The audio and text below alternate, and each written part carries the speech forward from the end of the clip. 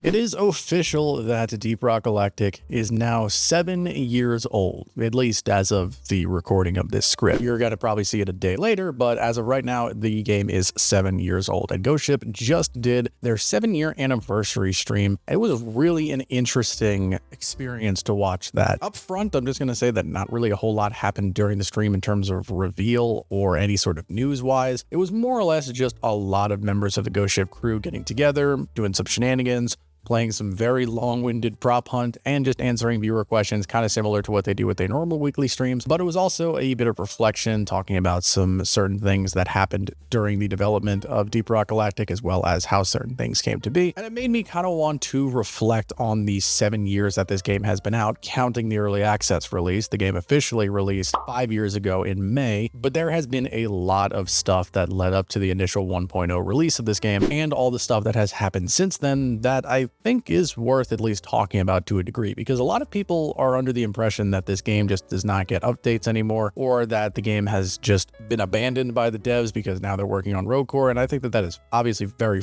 far from the truth, because if you look at where we came from in the beginning with DeepRockGalactic, before any sort of seasons, before even any sort of major updates first came out, we really have come a long way. And although yes, the content is kind of slow at the moment, the game is still far from dead, and it's still incredibly impressive to see where it is that we came from. I mean, we didn't even have the ability to customize our beards until a really early update. That wasn't even a base feature. That was something they had to update later. Before the game even went into its 1.0 release, we had 30 different updates that add various things such as more guns, more enemies, improvements to Bosco, more difficulties, more biomes, and so many more things have happened even just leading up to the game's initial 1.0 release. And then beyond that, it's still got new things added. Talking about the updates that happened, say, in between the 1.0 release and the beginning of seasons, there were still 5 major updates that came out. The first one gave us a bunch of things such as new secondary objectives like the Ebo nuts and the gunk seeds. We had a whole bunch of new things added to the space rig and the abyss bar, as well as some biomes got updated. I believe that was also when the Corlock Tyrant Weed got added as well, which,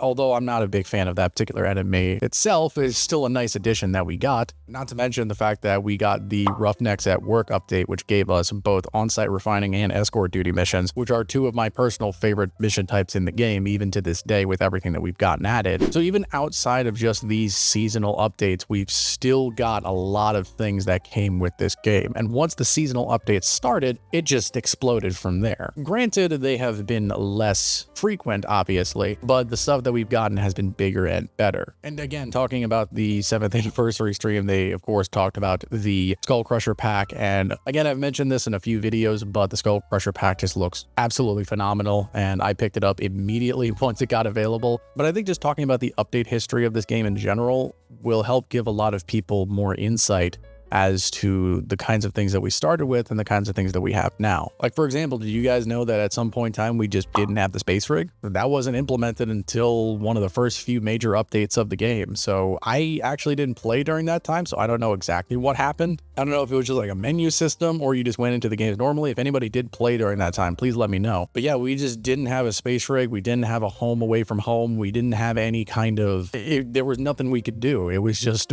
you just went into missions, I suppose. But things like that are things that people don't necessarily think about when they talk about the types of improvements and advancements that the game has gotten over the 7 years. And I think even just that number is insane. 7 years. A lot of games don't typically last that long, or at the very least, the game itself may not last long, but they might get sequels or series or whatever the case may be. Like Call of Duty has been going on for years and years, but that's because every year they come out with a new game. If one Call of Duty tried to survive for over 7 years, eventually it would get shut out. Even the very popular ones like the original Black Ops, which is still one of my personal favorites. But something like Deep Rock is in a very interesting position because it's a game that, for all intents and purposes, really shouldn't be as popular as it is. Because again, as I've said before, this is a phenomenal game, but it's not like it's doing anything super game breaking or super mold defining. It is just a fun, good cooperative game that has a good premise, that has a very enjoyable gameplay loop, and endorses and promotes players working together. It just has a phenomenal charm and skin put on top of it that people seem to love. And when the devs were talking about it, it really does show just how much they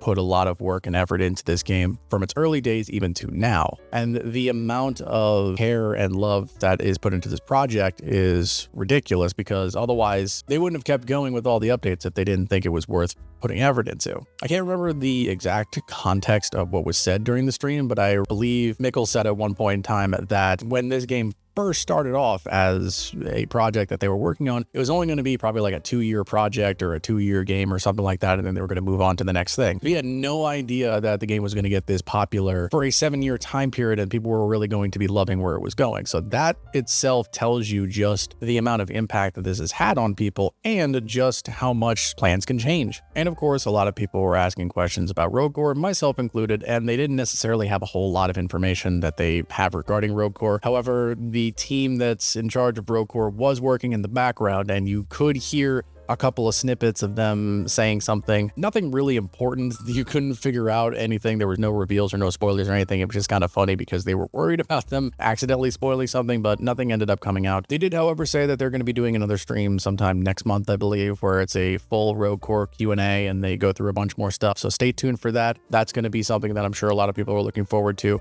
This was more just a festive get-together, a festive shindig, obviously talking about the 7-year anniversary of DeepRock, and I think it went pretty well. The main takeaway that I got from this particular stream is a couple of key points. Number one is that Ghost Ship still cares heavily about DeepRock and is not letting it go. They're not letting it drift in the wind. They're not abandoning it in any way, shape, or form. Is content slowed down? Yes, but that's because DeepRock has fueled their capabilities to work on other projects that they have a passion for that could also tie in with normal DRG, as well as just let them spread their wings and do other stuff that might not necessarily be involved with it. Again, keep in mind that we know for a fact that the devs still have plans to work on stuff. Season 6 is confirmed. They are doing it. It's just not going to be soon. That's the only real thing. But they do still have plans to keep working on it. It's just not at their top priority at the moment. And I think another thing that a lot of people sometimes get in the habit of, myself included, I am a culprit of this, is people just assume that because they have an idea for something that would make a lot of sense in the game, that it would just be the easiest thing to implement and that the devs would be on board with it. I'm sure they are flooded with constant ideas for things that they could get added into normal DRG.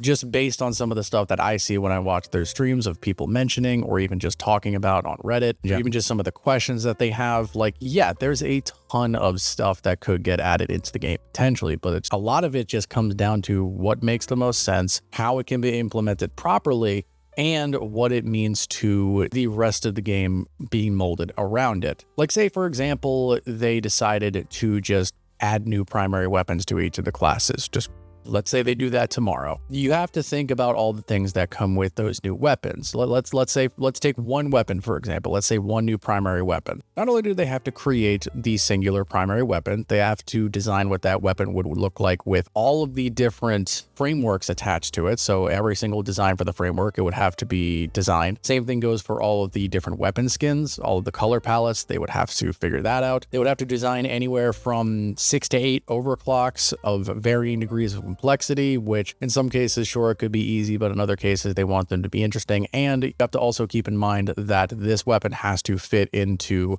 the kit for the class without stepping on the toes of other weapons. You can't just make something that's just a strict upgrade to the minigun or something that is just a better version of the rocket pod or whatever the case may be. And all of those things take a lot of time and effort to do. And then you also have to think about, well, how does this interact with XYZ enemy, or how does it make going through ABC mission type much easier? Is this weapon too powerful in mining operations and too weak in on-site refining? Just something along those lines. Those are the kinds of things that people don't really think about when they're talking about just adding things into the game. As much as I would love to have like a Mactera Dreadnought or like new variations of Dreadnoughts added into the game, I know that once that happens, the entire framework of the game is going to get changed. The entire dynamic of the way that encounters are done, the entire way that enemy behaviors are done is going to be changed up, because now you have this new factor that's added in which if it's executed well, it can be done, but it takes a lot of effort, a lot of playtesting, a lot of work, and especially when your development team is split between two different games, it can kind of be a little bit difficult to do that. And I think that's something that people need to understand.